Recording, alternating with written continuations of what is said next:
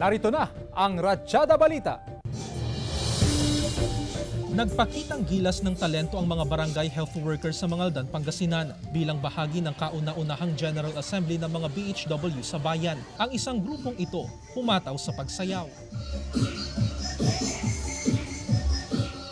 Ang naturang aktibidad ay dinaluhan ng daan-daang BHW sa bayan. Layo ng programa na bigyan ng tamang kaalaman ng mga BHW bilang first health responders sa kanilang mga barangay. Nagpamahagi ng livelihood equipment ang pamahalaang lungsod ng Lawag sa ilang Lawagenyo bilang panimula sa pagninegosyo kasabay ng Charter Day celebration ng lungsod. Kabilang sa mga ipinamahagi ang NegoCart. Aabot sa halos 800,000 pesos na halaga ng livelihood equipment ang ipinamahagi ng LGU. Bukod dito, ipinarada rin sa lungsod ang mga bagong ambulansya na magagamit sa emergency quick response. Sa Kawayan City, Isabela, binigyan ng tig 10,000 piso ang 13 senior citizens na edad 70 pataas. Ayon sa lokal na pamahalaan, tulong ito ng LGU sa mga indigent senior citizens sa bayan na makatutulong sa pambili ng kanilang mga pangunahing pangangailangan tulad ng gamot.